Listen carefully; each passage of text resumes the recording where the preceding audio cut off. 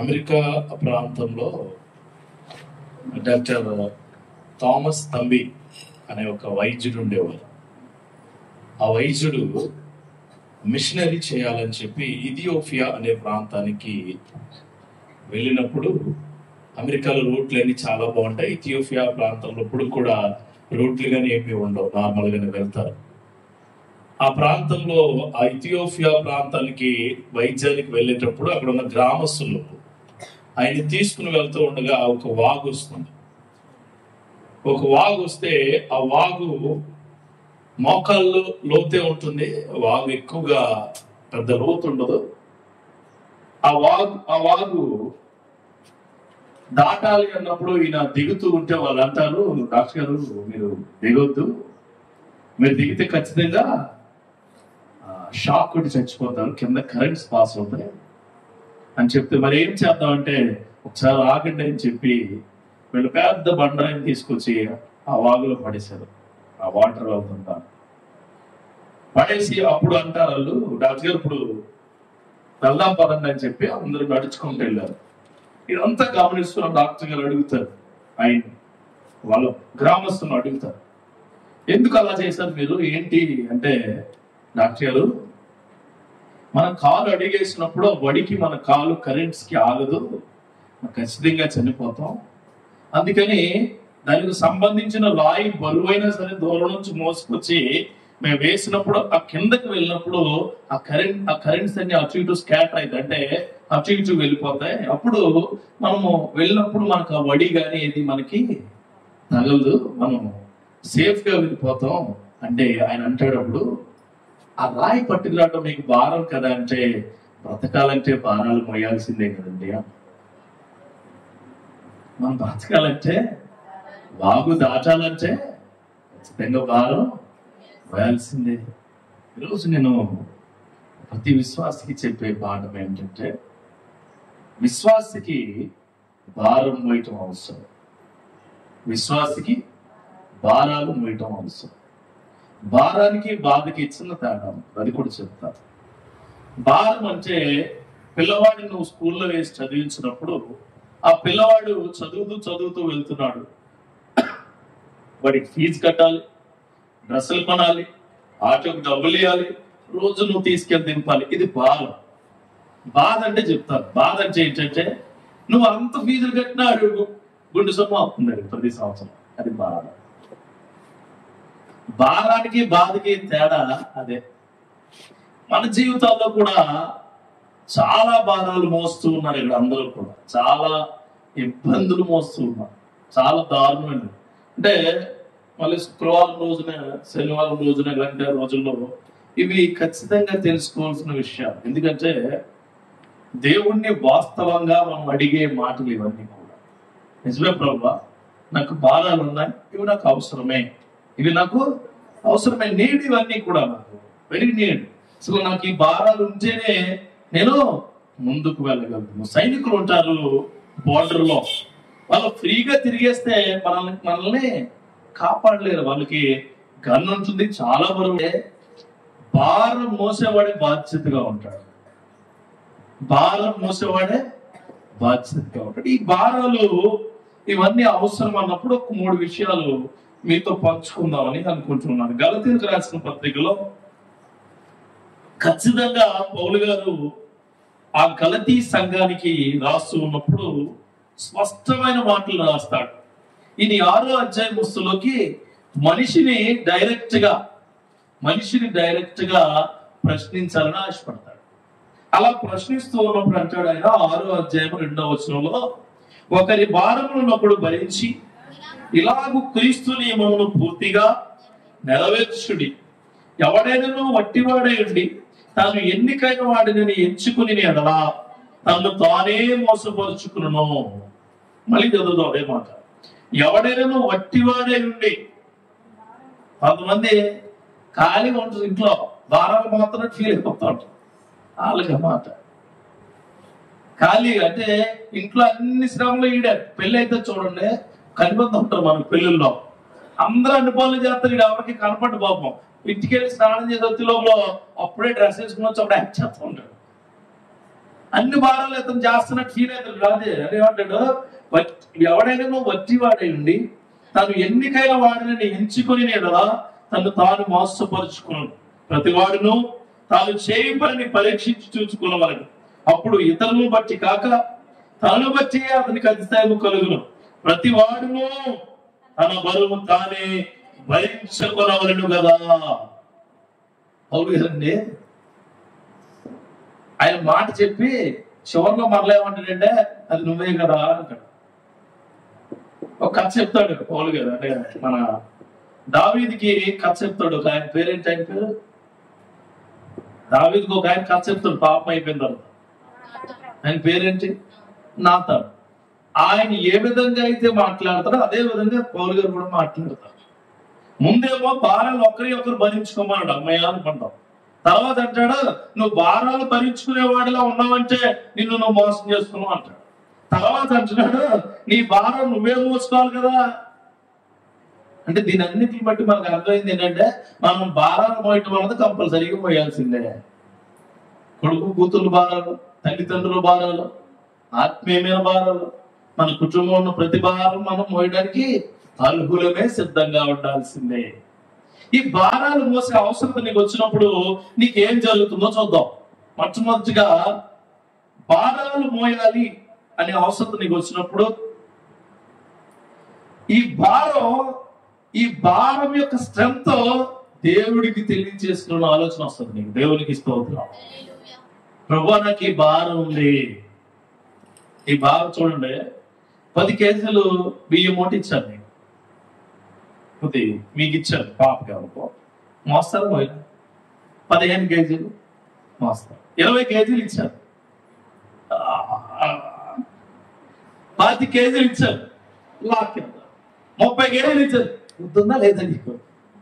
చిన్నపిల్లలు ఎలా చెప్తాను అంటే ఏంటి, నీ భారం అన్నది దేవుడికి చెప్పాలనుకునే మాటను చెప్పేలా ఉంచుతుంది. మనం అందరం మనకు వచ్చిన భారం బాధగా ఫీల్ అవుతున్నారు కదా. బాధ కాదు, బాధ్యత గుర్తుకొచ్చుకోండి. ఎవరి సిలువ వారు మోసుకుని ఆయన దగ్గరికి వచ్చినప్పుడు ఆయన ఆ సిలువ నుంచి నీకు విశ్రాంతినిస్తామన్నాడు. హల్లెలూయా. నీ భారాలను మోసుకోవడం నువ్వు బాధ అనుకున్నప్పుడు ఆ భారాలు మోసుకోవడమే వృధా. భారాలు బాధ్యత వైపు తీసుకెళ్తే అప్పుడు దేవుడికి నువ్వు చెప్తావు, ప్రభువా నిజమైన భారం ఇది నాకుంది. దేవుడికి విన్నవించుకునే స్థితిలోనికి వస్తావు. ఇదే ఫస్ట్ పాయింట్. నాకు అవసరమైన బాధలు ఉన్నాయి ప్రభువా, అవసరమైన భారాలు ఉన్నాయి, ఈ భారాలు నన్ను విశ్వాసాన్ని కృంగతీస్తున్నాయి అన్నప్పుడు ఖచ్చితంగా భారం ఏంటో దేవుడికి చెప్పాలి. చెప్పాలి. నువ్వేమంటావు అంటే మోకరించి ప్రభువా నీకు అన్నీ తెలుసు కదా, నీకు అన్నీ తెలిసినా చెప్పాల్సిందే, తెలిసినా చెప్పాల్సిందే. నీకు రావడం లేదు, స్కూల్లో నువ్వు చదవడం రావడం లేదు, నువ్వు టీచర్కి అర్థం మళ్ళీ అడుగుతాడు ఆయన, బోర్డు వెనకాల తిరిగి ఏమడుగుతాడు, అర్థమైందా? అయితే మీరు ఎగ్జామ్స్ రాయేస్తారనమాట. రాయేస్తారు, పేపర్ ఇస్తారు, ఇచ్చిన పేపర్ ఇచ్చినట్టు కల్పించేస్తారు. ఏమర్థమైంది? అదే కొద్దిగా మొక్క అర్థం లేదండి, వదిలేయండి. దేవుడి దగ్గర అలా ఉండకూడదు. ప్రభువా ఇది నా పరిస్థితి, ఇది నా ఆత్మీయ స్థితి, ఇది నా ప్రార్థనా జీవితం, ఇది నా యొక్క జీవితం. ప్రభువా నువ్వు నా జీవితంలో ఉన్న భారాన్ని విన్నవించుకునే స్థితిని నాకు ఇచ్చినందుకు నీకు వందనాలు చెప్పాలి. దేవుడు చెప్పాలా? ఖచ్చితంగా ప్రతి విషయంలోనూ నీ భారాన్ని ఆయనతో పంచుకునే సమయము నీకు ఇస్తాడు ఆయన. ఎందుకంటే ఒకరి భారాలు ఒకరు పంచుకుంటే ఆయనతో పంచుకోవాలి, ఆయన విన్నవించుకోవాలి మన భారాలు. మనలో ఎవరు కూడా నీ పక్కలు కూడా చెప్పు నీ బాధ ఏంటో, నీ ఇబ్బంది ఏంటో, నీ భారం ఏంటో, నీ స్థితి ఏంటో, నీ పరిస్థితి ఏంటో తల్లిదండ్రులు కూడా చెప్పట్లేదు. ఇప్పుడు పిల్లలు అసలు లోపల లోపల లోపల లోపల ప్రజల కుక్కర్లా చూసుకుని ఎవరు లేనప్పుడు అమ్మని వెళ్ళిపోతున్నారు. అసలు చాలా దారుణంగా ఉన్నాయి కుటుంబాలు, ఆత్మీయ కుటుంబాలు కూడా. ఒక ఆవిడ, నాకు తెలిసిన ఒక ఆవిడ ఉంది, చాలా బాగా చూసుకుంటాడు వాళ్ళ భర్త. ఆవిడ ఎప్పుడు ఈవిడికి చిన్న చిన్న నొప్పి స్టార్ట్ అయింది కడుపులో, చెప్పలా. ఎందుకు చెప్పలేదంటే ఆయన చూపిస్తాడు, ఖచ్చితంగా తీసుకెళ్ళి చూపిస్తాడు హాస్పిటల్. చెప్పలేదు. అలా దాచుకుంది. చివరికి అది క్యాన్సర్ అని తేలింది. నీ భారాలు చెప్పుకునేవాడిలా ఖచ్చితంగా ఉండాలి. దేవుడి మాటలు, దేవుడి క్రియలు అనుభవించే ప్రతి ఒక్కరు ఏ మాట అయినా సరే ముక్కుసూటిగా చెప్తాడు. హల్లెలూయా. ఉంచుకోవడం మనసులో ఏమే, ఈ ఇబ్బంది ఉంది, ఈ క్రియ జరుగుతుంది, ఈ ఇబ్బంది ఉంది, ఈ క్రియ జరుగుతుంది, అయ్యో నా పరిస్థితి ఇది అనుకునే భారం నీలో ఉంటే ఖచ్చితంగా దేవుడికి చెప్పాల్సిందే. మనుషులకు కాదు, ఎవరికి? దేవుడికి చెప్పాలా. సంఖ్యాకాండం 11:11 మన్నా కోసం అడుగుతారు. అక్కడ ఒకసారి తీస్తారా?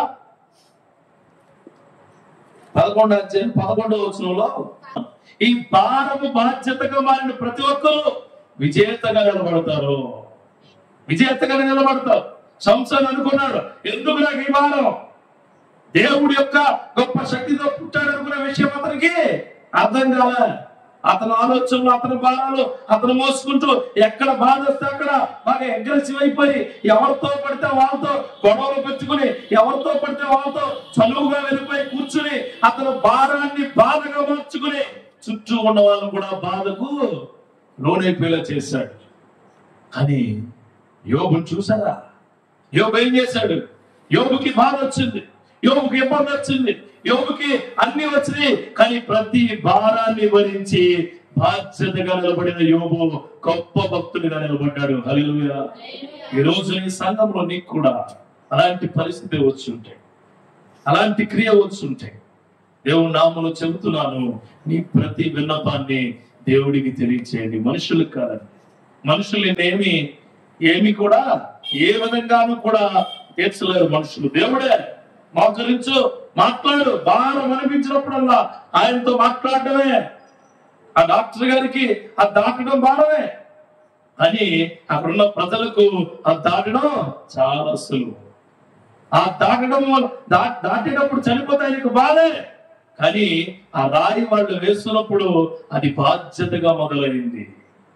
ఈరోజు చెప్తున్నాను మీకు, ఒక్కసారి ఉపవాస దినాన ఉపవాసం ఉన్నప్పుడు వెంటనే భారాలు మనకు గుర్తొచ్చినప్పుడు ఆయన వైపు తిరిగి, ప్రభువా ఇది నా పరిస్థితి, ఇది ఈ అప్పుల భారం నేను మోయలేకపోతున్నా, బాధ్యత నేర్పు నాకు.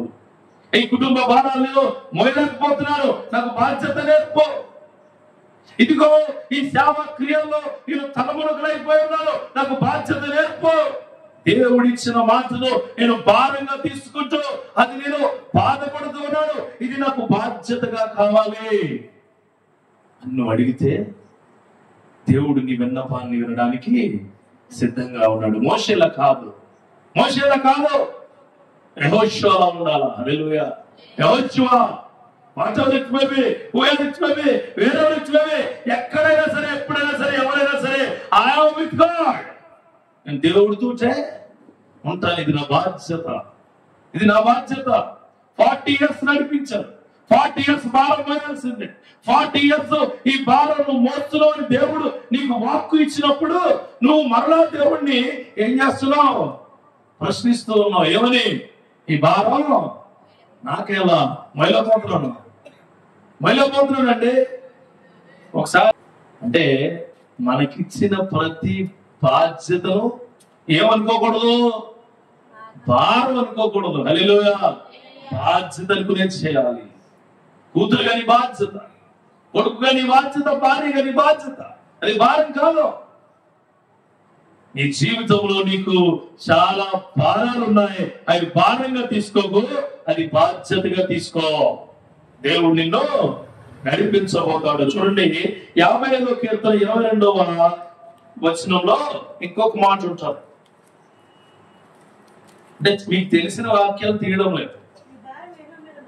నీ భారము యెహోవా మీద మోపుము, ఆయన నిన్ను ఆదుకొనును, నీతిమంతులను ఆయన ఎన్నడూ కదలనీయడు. ఇక్కడ నీతిమంతులే భారాన్ని బాధ్యతగా చూస్తారు. నీతిమంతులు కానివాడు ప్రతి ఒక్కడు భారాన్ని బాధగానే చూస్తాడు. నయోమికి ఇద్దరు ఉన్నారు. ఎవరు? ఇద్దరు కోడలు ఉన్నారు. ఒక ఆవిడ చాలా మంచి ఆవిడ. ఎవరు? మనకి లాగనమాట. అంతేనా? మనకలాగా అన్న వాళ్ళు గట్టిగా హల్లెలూయా చెప్పండి. చెప్పట్లేదు. ఋతు వార్ఫల అన్నవాళ్ళు చెప్పరు. అది చెప్పరు. వార్ఫాల కూడా లేదు ఇక్కడ, ఋతులు కూడా లేదు. ఎవరున్నారు మరి?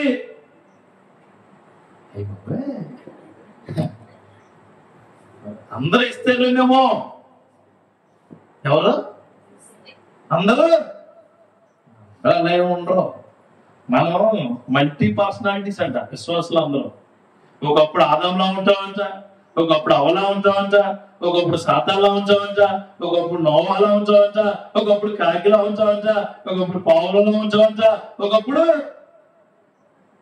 ప్రతి క్యారెక్టర్ మన జీవితాన్ని నిర్వర్తిస్తుంది. హల్లెలూయా. ప్రతి క్యారెక్టర్ ఆ నయోమికి ఉన్న ఇద్దరు, ఒకరు బాధను చూసుకున్నారు, ఒకరు బాధ్యతను చూసుకున్నారు. ఇద్దరికి బాధ ఉంది. అత్తగారు కూడా వెళ్ళాలి. ఆవిడ ఏమంటదంటే ఆవిడ ఏం చెప్పుతుందో తెలుసా? మీరు ఆవిడ చాలా సింపుల్ గా చెప్పుద్ది 2 వర్డ్స్. ఏమో తెలుసా? తీయట్లేదు అది, ఇంటిగా చూసుకోండి. ఆవిడ అంటదే, మీకు ఇంకా వయసు ఉంది, మీరు ఇంకా బాగున్నారు, మీరు నాతో రాకపోతేనే బాగుంటుందేమో అనగానే మేడం గారు ఎవరు బాధ అనుకున్నావిడ అంటే అమ్మాయ చల్లగా ఉంది, ఎంత చల్లగా ఉందో అనుకున్న ఆవిడ ఏమైపోయింది? బాధ అనుకున్న ప్రతి మనిషి దేవుడికి తన భారం కోసం చెప్పడం, సేవకుడికి చెప్పడు, సంఘానికి చెప్పడు, ప్రార్థనలో దాంట్లో ఉండడు, ప్రార్థన తీసుకోడు. ఎవరైనా ఏదైనా చెబితే అది వినేవాడిగా కూడా ఉండడం. కానీ రూతు ఎంత బాధ్యతగా మాట్లాడిందో. అత్త, నువ్వు ఒంటరి అయిపోతావు కదా, నువ్వు ఒంటరి ఉంటే నాకు ఇష్టం లేదు, లోపల అవన్నీ బయట కాదు. అందుకే నువ్వు ఎక్కడికి వెళ్తే, నువ్వు ఎక్కడుంటే, నువ్వు ఎక్కడ చచ్చిపోతే, నువ్వేం తింటే అలా ఉండాలి. అలా ఉండాలి. మనం చెప్పినప్పుడు బాగానే ఉంటుంది, విన్నప్పుడు బాగానే ఉంటుంది. నువ్వేమనుకుంటావు అంటే, అయ్యా మీరు బాగానే చెప్తున్నారు కానీ ఆ బాధ నీకు వస్తే తెలుస్తుంది. నాకొచ్చిన దేవుడికి వదిలేస్తాను. దేవునికి స్తోత్రం కలుగును గాక. ఖచ్చితంగా అడగాల. మా నాన్నే అది కొనమని ఎలా అడిగావో చిన్నప్పుడు, ఏంటి చాక్లెట్ కొనమని వదలం. అసలు చట్టంగా సిగిపోతావు కానీ ఆయన వేసుకున్న 300 రూపాయల చట్టం సిరిగిపోతే ఆ 10 రూపాయలు ఏం కొనాలా? అసలు చాక్లెట్ కొనాలి, లేకపోతే సర్టిఫికెట్ పోయేది. అసలు వదలగా. అస్సలు ఆయన వేసుకున్న వైట్ షర్ట్ అంతా బురదైపోవాలా. నీకు రూపాయి చాక్లెట్ కొనడం కోసం పెద్ద సర్పేట్ అయిపోతుంది బతకాలి. అంటే ఆ టైంలో మనం ఏ విధంగా అయితే అది మనం తీసుకోవడానికి ట్రై చేసామో అలాగే దేవుణ్ణి మనం అడగాల. బిడ్డకు భారం ఏంటి? ఆ చాక్లెట్ తినాలని. అది భారం మొత్తం ఎవరికి చెప్తున్నారు? వాళ్ళ తండ్రికి. కొన్నంటున్నాడు, అయినా కావాలి, కొన్ను అయినా కావాలి, అయితే బారిపోతున్నాడు, పట్టుకుంటాడు. నువ్వు కొనకపోతే నేను బండి కూడా ఎక్కడ అంటాడు. మళ్ళీ పట్టుకుంటాడు. డాడీ నువ్వు కొనలేదనుకో నీతో మాట్లాడి అంటాడు. వారు బాబు అంత ఎందుకు కొంటాను అంటాడు. దేవుడు కూడా అంతే, గుర్తుపెట్టడం. దేవుడు కూడా అంతే. ప్రభా ఇది నాకు ఇవే, ఆలస్యం చేస్తాను. ఇది నాకు ఇవే, ఆలస్యం చేస్తాను. ఇది నాకు ఇవే, ఎందుకు ఇయ్యో? నా కుమారుడా ఇది నీదే అంటాడు. హల్లెలూయా. నా ప్రియ కుమారుడా ఇది నీదే. ఆయన అంటాడు, నా శాంతిని నీకు అనుగ్రహిస్తున్నా, ఇదిగో తీసుకో. And give piece. పీస్లు అన్నీ ఉంటాయి. మనశ్శాంతి రావాలంటే నీ బాధలన్నీ పోవాలి, అప్పుడు వస్తుంది మనశ్శాంతి. మనశ్శాంతి రావాలంటే ఏం పోవాలా? అన్ని పోవాలా. అన్ని పోయాక చివరగా వచ్చేదే శాంతి సమాధానాలు. మీరు అనుకోవచ్చు ఇది కొద్ది ఇది కొద్ది ఇది కొద్ది అలా ఇవ్వడం. సుబ్బేటల భోజనంలో పెట్టాడు ఏమి దేవుడు. అర్థమైందా? దేవుడు పెడితే నీ ఆకలి తీరే భోజనం పెడతాడు. దేవునికి స్తోత్రం కలుగును గాక. వేస్టేజ్ ఏమీ ఉండదు, వేస్టేజ్ ఏది ఉండదు. అందుకే చెప్తున్నాను, దేవుడు నామమున ఖచ్చితంగా నీకు వచ్చిన ప్రతి భారాన్ని బాధ్యత అనుకుంటే ఆయనకి చెప్పాం. చదువు లేదు, చదువు రావటం లేదు, నడిపించాం. ఆయనకే చెప్ప, ప్రభు ఇది జ్ఞానమే, రాసుకునే వివేచనవే, అక్కడ రాసే క్రియలవే. ఇదిగో నేను హాస్టల్లో జాయిన్ అవుతున్నాను ప్రభు, నాకు భయంగా ఉంది, నాకు ఇబ్బందిగా ఉంది, అక్కడ ఎవరు ఉంటారో ఎక్కడ ఉంటారో ప్రభు, అదేం కుదరదు, నువ్వు ఉండి నాతో అంతే అడగలను దేవుడు. అలాగే అందరూ మీరు హాస్టల్ అంటే అమ్మ ఫ్రీగా ఉండొచ్చు, ఏదో తిట్టేసా అందరం ఏదో ఫోటోలో ఫ్రీగా బతకచ్చు. ఫ్రీగా ఓ సబ్బు బిల్ల, ఓ సబ్బు పెట్టు, ఓ పెద్ద చౌకు పెట్టు, 2 దుప్పట్లో, ఓ తల తిండి, వారం బిర్యానీ. కొత్తగా ఏమన్నా ఉంటుందా? ఉండదు. అమ్మను అప్పుడప్పుడు అమ్మను పిండి వంటలు అనమంటే పిండి వంటలు అస్సలే ఉండదు. కాబట్టి పెద్ద పెద్ద కేరళలో నిజంగా నువ్వు హాస్టల్లో చదివితే నీకు అది భారం. వీళ్ళకి మామూలు భారం కాదు, వీళ్ళకి భారం పక్కన కిరాణా కొట్టుకు మంచి బేరం. కిరాణా కొట్టు మామూలు ఉండదు బేరం. పక్కనే అలా దారిలో వెళ్తుంటే ఎర్రంతున్నా పొరపాటున గోల్డ్ లో జాయిన్ అయ్యారు అనుకోండి, ఎర్రంతున్న దగ్గర ఏమవుతారు, బేకరీ షాప్ అవుతారు. అల్లవరంలో మధ్యలో సెంటర్ లో మంచి ఏమంటే షాప్ ఉంటది, తెలిసి మీకేంటి, అక్కడ అవుతారు. కరెక్ట్ గా మంచి టైంకి వస్తే ఏ విష్ణుశ్రీలో బిర్యానీ మొత్తం నువ్వు మోసుకెళ్ళేటప్పుడు ఏమో పెద్ద బాక్స్ సెట్ కదా, రోజు బాక్స్ సెట్ వస్తుంది. బాధ్యత అనుకోవాలి మనం. హల్లెలూయా. అక్కడ నువ్వు వెళ్ళే పరిస్థితి చదువు, ఆ చదువు నీ బాధ్యత అనుకునే కదా. మా డాడీ ఇచ్చేస్తారు అత్తేస్తారని కాదు. కొంతమంది పిల్లలు అమ్మా నువ్వు హాస్టల్లో జాయిన్ అయితే నీకు అది కొలుస్తాను ఇది కొలుస్తారని జాయిన్ అవ్వమాక. చాలా మంది హాస్టల్లో జాయిన్ అయ్యే బ్యాచ్ ఉంటుంది, అలాగే చెప్తున్నారు. కాలేజీలో జాయిన్ అయ్యే బ్యాచ్ ఉండవు. అర్థమైందా? అమ్మా డాడీ నువ్వు వారం వస్తావా? వస్తాను. బిర్యానీ వస్తావా? చెప్తాను. బిర్యానీ కోసం కాదు, నువ్వు చదువుకుంటున్నా. నీ భవిష్యత్తును మార్చుకోవడానికి దేవుడు నీకు ఇచ్చిన జ్ఞాన మేధో సంపత్తులు నువ్వు ఈ ప్రపంచానికి చాటడానికి నీ చదువు ఇచ్చాడు దేవుడు. హల్లెలూయా. అందరికి ఎవడు చదువు? అందరికి ఉండదండి. దేవుడు కొంతమందికి ఇస్తాడు, అది మనము జాగ్రత్తగా వినియోగించుకోవాలా. నాతో పాటు చాలా మంది చదువుకున్నారు, బాగా ఉద్యోగాలు చేసుకున్నారు. సేవ అన్నది నాకే ఇచ్చాడు ఆయన, నాకే ఇచ్చాడు సేవ. ఇలాంటి వాక్చాతుర్యమో ఇలాంటి మాట్లాడే మాట ఇంకొకరికి ఎవడో సునీగాల్లో ఇంకొకరికి ఎవరో నీలా ఇంకొకరిదైనా తయారు చేయలేదు. నువ్వే నీలాగే మేక్ చేస్తాడు, నీలాగే తయారు చేస్తాడు ఆయన. ఆ తయారీలో గొప్ప విధానం ఉంటుంది. అది భారం అనుకోమాకండి, భారం అనుకోమాకండి. కొంతమంది పెళ్లిళ్ళు భారం అనుకుని బాబా నేను ఎప్పుడు చచ్చిపోతానో తెలదు బాబా పెళ్లి చేసుకుంటే ఈవిడ పెళ్లి మీద ఆలోచన మానేసి ఈవిడ చచ్చిపోద్దని పెళ్లి చేసుకుంటారు. ఎలా పెళ్లి చేసుకుంటుంది ఈవిడ చచ్చిపోతారు. చాలా మంది చూసాం అలా. నిజంగానే ఒక అమ్మాయి వచ్చిన ఆట అంటుంది, అన్న నేను ఇంజనీరింగ్ జాయిన్ అవుదాం అనుకున్నాను. ఇంజనీరింగ్ జాయిన్ అవుతూ ఉంటే మా ఇంట్లో వాళ్ళందరూ మా నాన్న చచ్చిపోద్దని పెళ్లి చేసుకోమన్నారు. నేను పెళ్లి చేసుకున్నాను, 8 ఏళ్ళు అయింది, ఇంకా చచ్చిపోలేదట. ఏ అమ్మ అంటే చచ్చిపోలేదన్న, ప్రసవం వచ్చిందే చచ్చిపోయి నా కళలన్నీ పోయినాయి అన్న. నేను అప్పుడెప్పుడో 10th క్లాస్ స్కూల్ బస్ అన్నా, మా మాట వెళ్ళలేదు అసలు. పెళ్ళైన తర్వాత కూడా అల్లుడిగా చదివిస్తారు. అలాంటి కొలబోలు మాటలు అసలే మాకండి, అంటే వాళ్ళు చదివించడం. పెళ్ళైన తర్వాత ఎవరో చదివించడం ఏముండదు, పెళ్ళైన తర్వాత నేను తీర్చించడం ఏముండవు. గుర్తుపెట్టుకోండి, దేవుడు ప్రతిదీ నిన్ను భారభరితంగా ఉన్న నీ జీవితాన్ని ఆయన ఏకాగ్రతగా వింటాడు.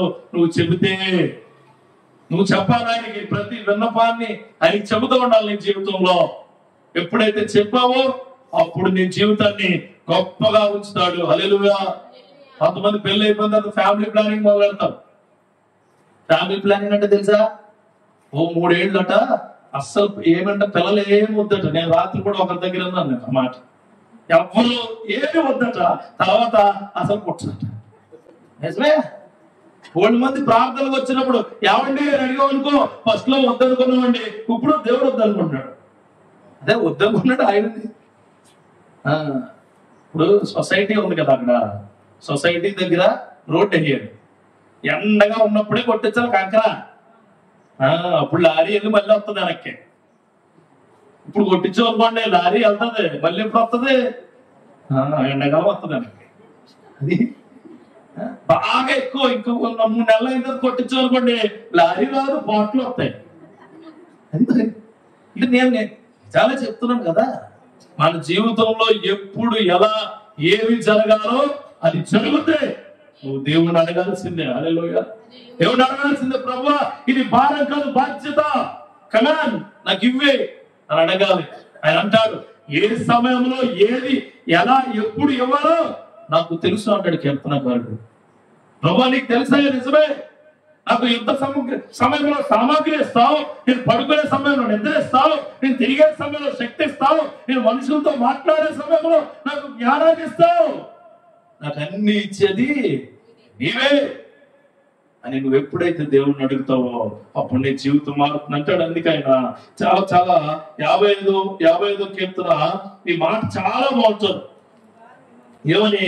నీ భారము మొత్తం వేసేయాలి అంతే.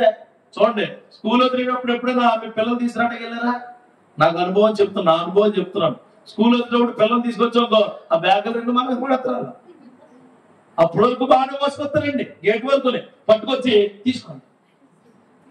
మా అమ్మాయి అయితే అక్కడ నుంచి తీసుకురా తీసుకుని మొయ్యమ్మ అంటే నువ్వు వచ్చావు కదా పట్టుకోవాలి వచ్చి అంటది. మళ్ళా అది ఎంత ప్రేమగా ఉంటుందో మాట. ఆడు పొద్దున స్కూల్కి వెళ్ళినప్పుడు అన్ని తగిలించుకుని వెళ్తాడు, వచ్చినప్పుడు బరువు చెప్పండి అంటే ఏంటి? ఒక తండ్రి ఈ బిడ్డలో బరువులు మోస్తాడని వారికి తెలుసు. అలాగే మన తండ్రి మన బరువులు మోస్తాడు.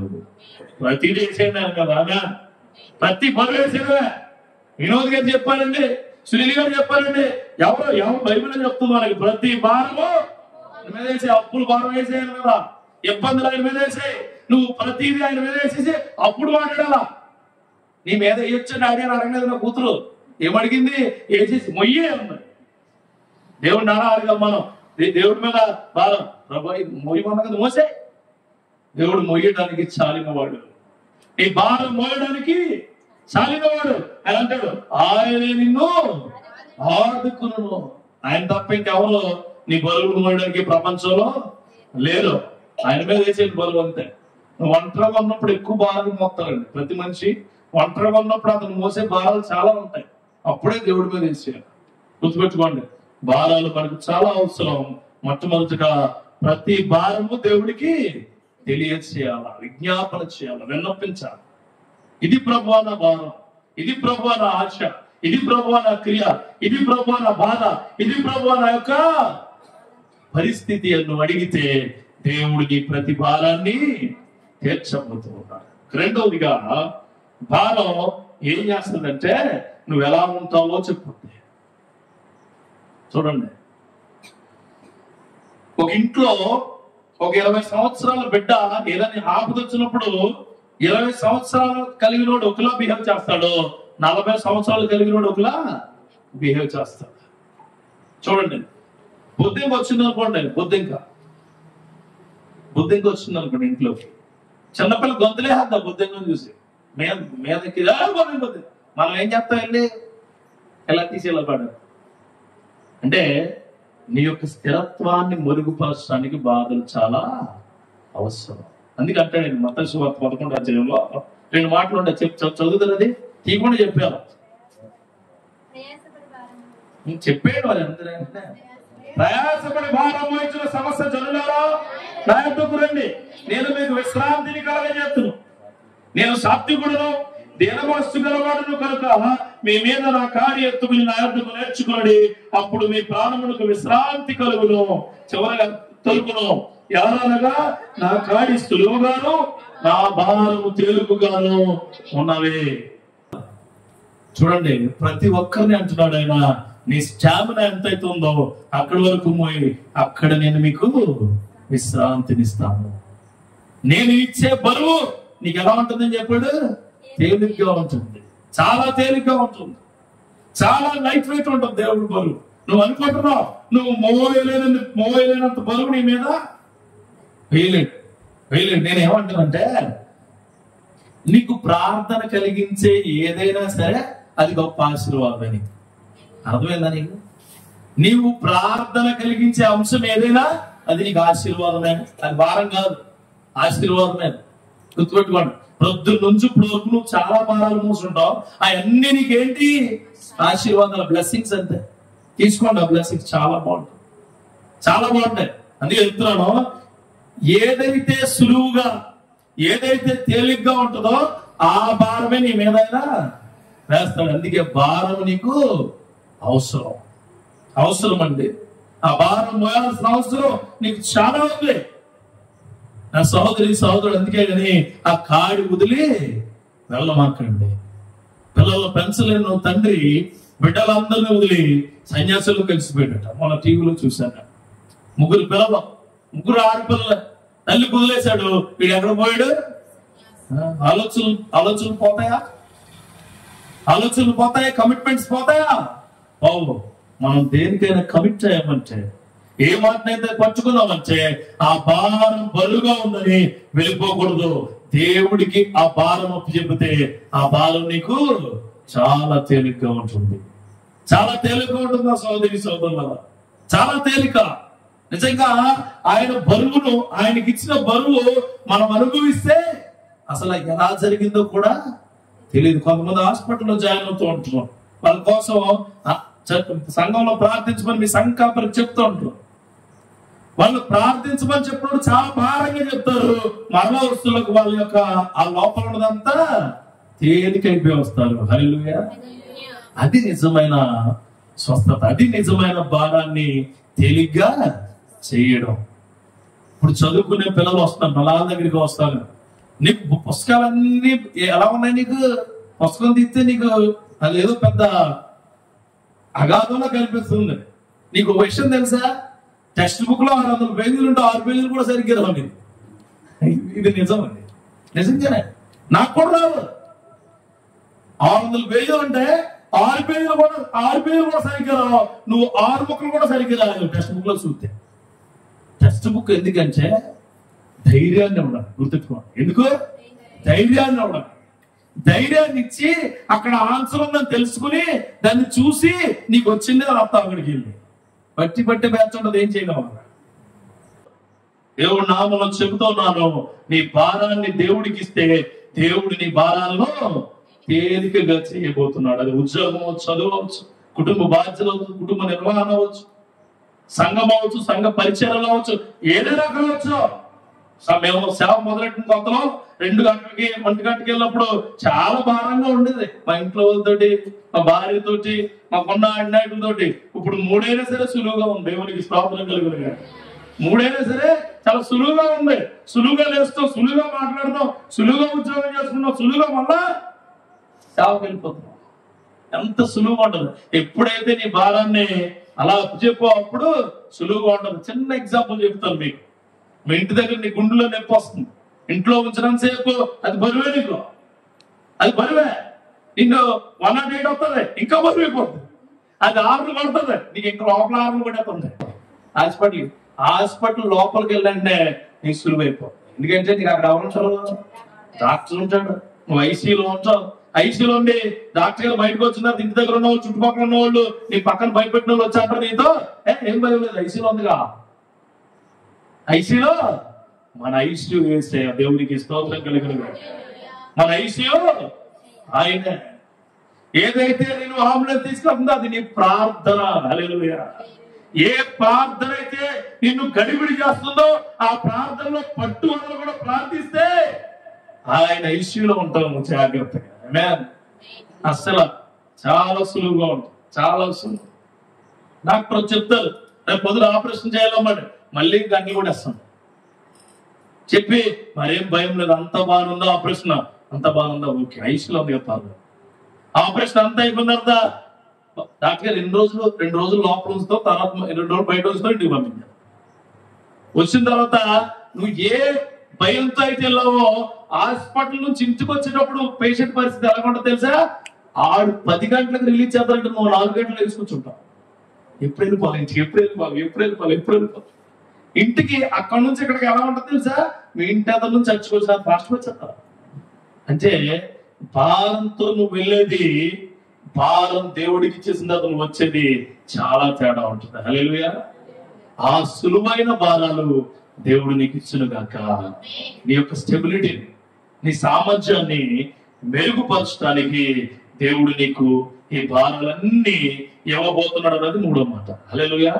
3వ మాట చూద్దాం. 3వ మాట చెప్పే ముందు నేను ఒక చిన్న సిచ్యువేషన్ చెప్తాను. ఒక ఊర్లో గొర్రెల కాపురు ఉన్నాడు. ఆ గొర్రెల కాపురు పెద్ద గొర్రెలన్నీ పాప అప్పుడు బుల్లు గొర్రె పుట్టింది. ఆ బుల్లు గొర్రె పుట్టే అది నడవలేకపో, అలా కొండలు వెంబడే వాగులు వెంబడే తీసుకెళ్తున్నప్పుడు అది నడవలేనప్పుడు ఇవి కూడా బాగా అలిసిపోయి అలా మేస్తూ ఉన్నాయి. అప్పుడు ఈయన గొర్రెల కాపరి ఏం చేస్తాడంటే ఆ చిన్న గొర్రె పిల్లని ఎత్తుకుని ఆ వాగు దాటి వచ్చేసాడు. ఇది అప్పుడు సన్నగా రాగాలు తీయడం మొదలెట్టింది. ఏ గొర్రె? చిన్న గొర్రె. ఇది రాగాలు తీస్తే అవి బాబాయ్ అది అవతలకి వెళ్ళిపోయింది, ఖచ్చితంగా మేము కూడా వెళ్ళాలని చెప్పి ఆ పెద్ద గొర్రెలన్నీ వాగును దాటుకుంటూ వచ్చినాయి. అది సామర్థ్యం. హల్లెలూయా. అది ఏంటది? స్టామినా, సామర్థ్యం. స్టామినా అండ్ స్టెబిలిటీ ఆర్ సామర్థ్యం. నీ పవర్ నీకు ఎప్పుడు అర్థమవుతుందంటే నీ యొక్క ఆ చిన్నిపాటి విశ్వాసాన్ని ఆయన ఒడిలో పెట్టినప్పుడు. ప్రభువా నా బాధ ఇదే. ఆ గొర్రెల కాపరికి తెలుసు వీటన్నిటిని తీసుకురావడం బాధని, వీటన్నిటిని తీసుకురాలేదు. ఒకటి కొడితే ఒకటి వెనకపోతే ఒకటి ముందుకు పోతే అవసరమైతే గట్టిగా పట్టుకుంటే నన్ను ఈ లాక్కెళ్ళిపోతాయి అనుకున్నాడు. మన భార్యలు అంతా ఒక్కోసారి మనం లాక్కెళ్ళిపోయినా ఉంటాయి. అప్పులోడు వస్తే అప్పులోడు తిట్లు కంటా మనం చేసిన అప్పు భారం ఎక్కువైపోతుంది, చాలా భారం అయిపోతుంది. అది మొయ్యలో ఊపిరి తెలపడం మనం. అప్పుడు దేవుడు చేతిలో పెట్టేస్తే ప్రభువా ఈ తీరే మార్గాలు మీరు నాకు చూపించబోతున్నారు. అందుకే ఈ చిన్నిపాటి విశ్వాసాన్ని వాళ్ళకి ఇచ్చేయాలి. అందుకే నెహెమ్యా గ్రంథంలో 4వ అధ్యాయం 10వ వచనంలో మాట్లాడుతూ చదువుతారా? నెహెమ్యా గ్రంథం నుంచి 4వ అధ్యాయము 10వ వచనం. ఎస్తేరు వెనకుంటదే, అంతేనా? అప్పుడు యూదా వారు బరువులు మోయవారి బలము తగ్గిపోయాను. అమ్మా ఉన్న విస్తారము గోడ కట్టలేమని చెప్పగా ఏమా మా విరోధులను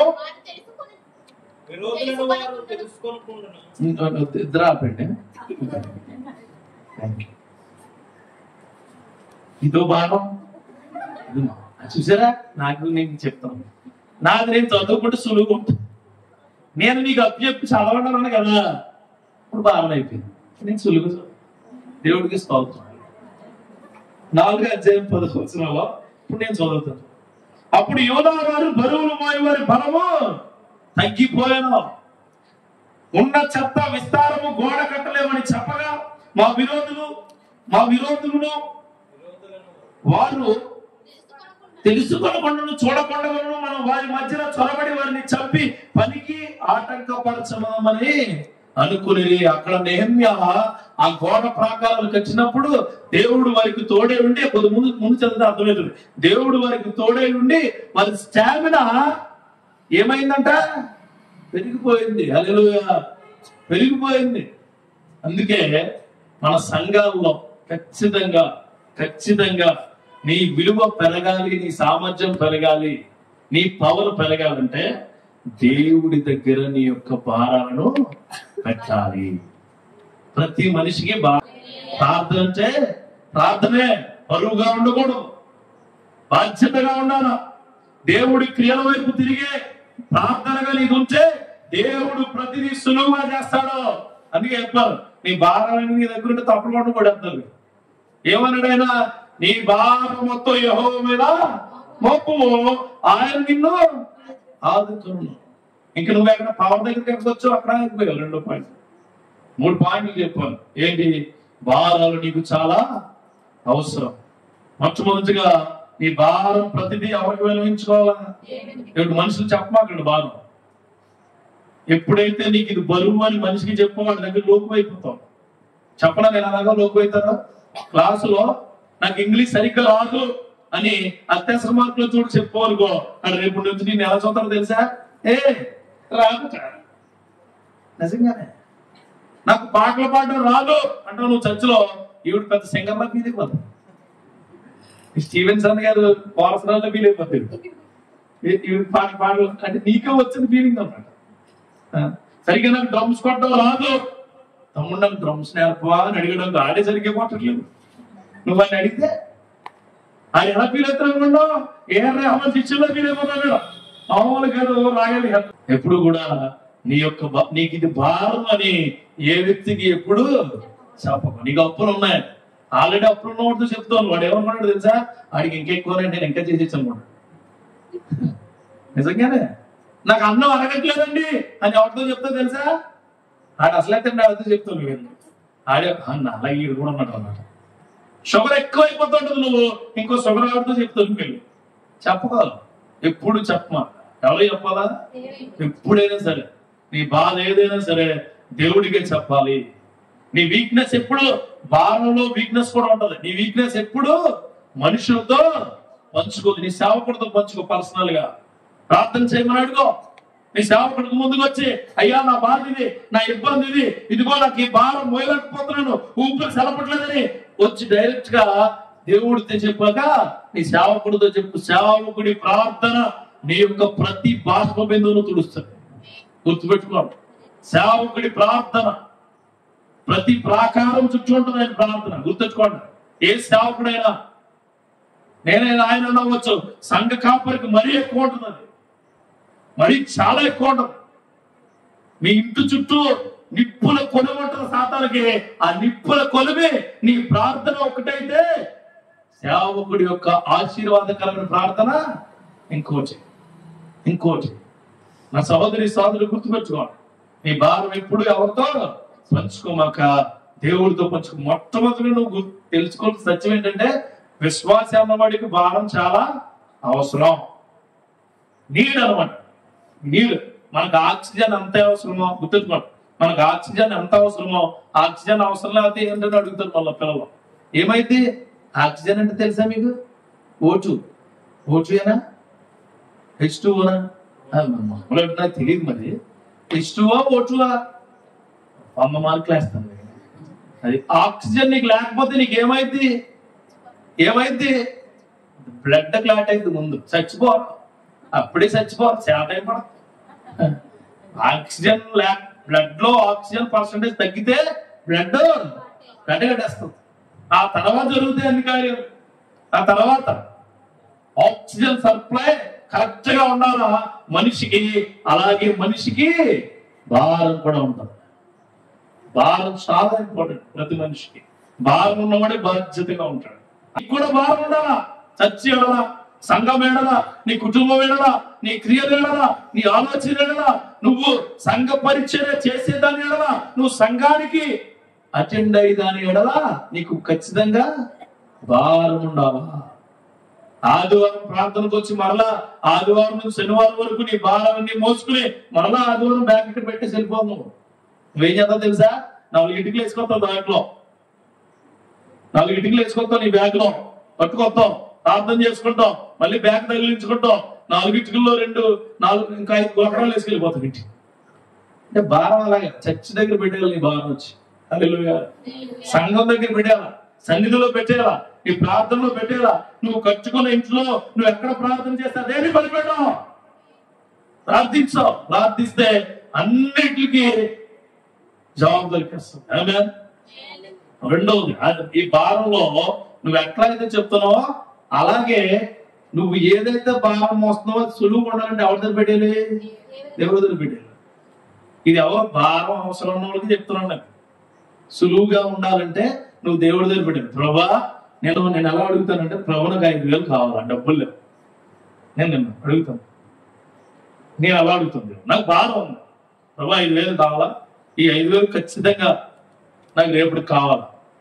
కుదరదు, నాకు ఎవరిలో చాలా మంది నేను ఎవరిని అడగను, నువ్వు నాకు అరేంజ్ చేస్తున్నావు అంతే అనేసి మర్చిపోతాను. ఇంకా నెక్స్ట్ డే ఎప్పుడు లేట్ అవ్వాలి. ఇప్పుడు వచ్చి సేవా పరిచర్య విధానంలో డబ్బులు లేవు అనే మాట నా దగ్గర రాలా. దేవునికి స్తోత్రం. ఎందుకంటే నేను ఆయన దగ్గర పెట్టి వదిలేస్తున్నాను, అది సులువుగా చేసి పడతాడు. అంతా వర్క్ అయిపోయింది, అర్థమవుతుంది, ఓ దేవుడు ఎలా చేసాడు అనమాట అని. హల్లెలూయా. అలా మనం అలా ఉండదు. 10 రోజుల క్రితం ఫీజు కట్టాలి, ఇవాళ ప్యాకెట్ వేసుకుంటాం. చూడండి, స్కూల్లో ఇప్పుడు 14వ తారీఖు చేయాలి హాస్టల్లో, ఇప్పుడే ప్యాకెట్ ఖర్చు లేదు నాకు. ఖర్చు కోసం ఏడ్చాది పిల్ల. ఖర్చు చిన్నది ఎంత ఉంటుంది, ఇంత ఆడు కొంటదేమో చతురస్రం లాగా. ఆ ఖర్చు లేదు కానీ ఎక్కడ దొరికిపోయి పాపం ఖర్చు కోసం. సో మేము రాజు చచ్చిపోయాడు, నువ్వు ఉంటే రాజులు బతికేవాడు కదా అందు. ఎవరో ఒక ఆమె ఆవిడ అనవసరం మనకి అందా లేదా? నువ్వు ఉంటే, నువ్వు మాతో ఉంటే లాజరు చచ్చిపోవాలి. నువ్వు నోరుమయ్యా, చచ్చిపోలేదు. ఆయన ఎంత పోతున్నాడు, ఎంత తేలిగ్గానంటే ఆయన అంత తేలిగ్గానాడు. ఆయన చచ్చిపోలేదు, నిద్రపోయాడు. ఎవరో బాబు లోపలెట్టేసాం, చుట్టేసాం, సెంటు కొట్టేసాం, అత్తరేసాం, పెద్ద సైడ్ పౌడర్ డబ్బా కొనేసాం, ప్యాకెట్లు కొనేసాం, పూజలు అంత అయిపోయింది. అదే వెళ్దాం. లాజరు వచ్చే అంటే దెయ్యం అని పారిపోలేం. సులువు అంటే అలా ఉంటది. నీ దగ్గర నుంచి భారం పోయేటప్పుడు చుట్టుపక్కల అందరికీ భయం వేసేస్తాడు. భయం మామూలు భయం లేదు. దేవుడు నామంలో చెప్తాను, గుర్తుపెట్టుకోండి. ఎవరు ఏమన్నా, ఎవరు ఏం చేసినా, ఏదైనా సరే దేవుడు మీకు ఇచ్చిన భారం సులువుగా మారాలి అంటే ఆయన దగ్గర పెట్టావా, ఆయన చెప్తాడు మనకి ఇది సులువుగా ఉంటుంది, నీకు ఇది సులువుగానే ఉంటుంది నీకు అంటాడు. నీ అనారోగ్యమా సులువుగా ఉంటుంది, ఆయన దగ్గర పెట్టే, ఆయన దగ్గర పెట్టే. ఇంతకు మించి ఆశీర్వాదాలు ఇచ్చాడు. అందుకే అన్నాను, నేను రాసుకున్నది ప్రార్థనకు అవసరమైన ప్రతి ఆయుధము ఆశీర్వాదం. హల్లెలూయా. ప్రతిదే. నేను బండి వేసుకెళ్తే కుక్క అంటే వచ్చి పడిపోయాను అనుకోండి, అదే ఆశీర్వాదం నాకు. ఎందుకు? ప్రభు నన్ను కాపాడి నాకు దెబ్బలు తగలకుండా నువ్వు నన్ను కాపాడు కాబట్టి. ఒకవేళ నాకు దెబ్బలు తగిలితే ఆ దెబ్బను మాన్పించమని నేను అడుగుతున్నాను. అది తేలికైన విధానాలు దేవుళ్ళలో. అంతేగాని మాసిపోయిన కుక్క ఇప్పుడే రావాలా? కొంతమంది అంటారు ఈ మాసిపోయిన జ్వరం నాకే రావాలా, మాసిపోయిన బతుకులు మాసిపోయిన జ్వరాలు వస్తాయి. మాసిపోయిన బతుకులకే. కొంతమంది అంటారు నాకు వచ్చిన కష్టాలు ఎవరికి రావు అంటాడు. వద్దుదే, ఎవరికి ఎందుకు రావు? యేసుక్రీస్తు గారు అన్ని కష్టాలు పడ్డారు. యేసుక్రీస్తు వారు అన్ని పడ్డారు.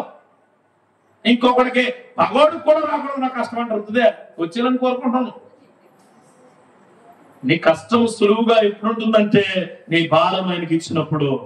ఇచ్చిపడే ఆయనకే ఇచ్చేయండి అంటే ఇచ్చేయండి. మూడవదిగా దేవుడు నీ యొక్క స్టెబిలిటీ నిలబడి ఉండాలి. నిలబడి చూడండి ఎలా అంటే నిలబడడం అంటే ఎలా చెప్తాను, దానికి కూడా ఎగ్జాంపుల్ చెప్పి ముగిస్తాను. నిలబడడం అంటే ఇంతకు ముందు తాటాకిళ్ళు ఉండి అన్ని చోట్ల, ఇప్పుడు కూడా ఇక్కడ కూడా ఉన్నాయి. తుఫాన్ వచ్చింది అనుకోండి, ఆ ఇంట్లో ఎవ్వరు నిద్రపోరు. తర్వాత పెంకుడిళ్ళు వచ్చినాయి అంటే తాటాకిళ్ళు వచ్చినప్పుడు ఆ గోడలు మట్టి గోడలతో కట్టి ఉంటాయి. తుఫాన్ వచ్చినప్పుడు ఎవరు నిద్రపోరు, ఎందుకంటే భయంగా ఉంటారు. ఎందుకు? మట్టి కరిగిపోతే, ఆకులు ఎగిరిపోతాయి, దాని మీద పడిపోయి చనిపోయిన వాళ్ళు చాలా మంది చూసాం కదా. రెండోది దాని తర్వాత కొద్ది పైకి వచ్చి గుంజలేసి కట్టడం. ఏంటి? గుంజలేసి కట్టేవారు కదా. గుంజలేసి కొద్ది స్టెబిలిటీ పెరిగింది. అప్పుడు కొద్దిగా పడుకునేవారు, ఒకరిద్దరు లేచి ఉండేవారు. మామూలుగా అయితే ఇంట్లో అందరూ లేచి కూర్చునేవారు. అప్పుడు దీంట్లో చిన్నపిల్లలు పడుకొని కొద్ది పెద్దవాళ్ళు లేచి ఉండేవారు. కొద్ది స్టెబిలిటీ పెరిగింది మనిషికి. పెరిగి ఇటకతో గోడ కట్టి పైనేమో పెంకులేసి ఆ పెంకులు ఎగిరిపోయి ఈ బాగుంది. అప్పుడు పెద్దోళ్ళు ఒకరు ఉండేవారు, మిగిలిన వాళ్ళందరూ ఒక రూమ్లో పడుకునేవారు. కొద్దిగా అభివృద్ధి చెంది పెంకులు తీసి వేసారు, స్లాబ్ వేసారు. మనం టారెత్తిపోతాం. స్లాబ్ వేసారు, అందరూ కొరకట్టు పడుకుంటున్నారు. ప్రార్థన కూడా చేయట్లేదు. అందుకే చెప్తాను జాగ్రత్తగా అంటారండి వాళ్ళు. ఇప్పుడు ఈ స్లాబ్ వేశారు. ఎప్పుడైతే స్లాబ్ వేశారో తుఫాను లేదు, వరద లేదు, పాపము లేదు, ఏమీ లేదు. శుభ్రంగా ముసిగట్టడం, పడుకోవడం. జనాల కోసం ప్రార్థన చేయరు, ఎండల కోసం ప్రార్థన చేయరు, వర్షాల కోసం ప్రార్థన చేయరు, చల్లదనం కోసం ప్రార్థన చేయరు. అంటే ఈ కట్టడాల దగ్గర ఏమాత్రం ఎలాగైతే సామర్థ్యం పెంచాడో దేవుడు నీకు కూడా సామర్థ్యం అలా పెంచబోతున్నాడు. Your stability will be fixed. నా సహోదరుడా గుర్తుపెట్టుకో, నీ జీవితంలో భారాలు చాలా అవసరం. భారం వచ్చిన ప్రతిసారి దేవుడు చెప్పు, ఆ భారము నీ జీవితము తేలిగ్గా సులువుగా ఉండాలి అంటే దేవుడికి ఆ భారము ఇచ్చే. అలాగే ఆ భారంలో నువ్వు దృఢంగా తయారవబోతున్నావు.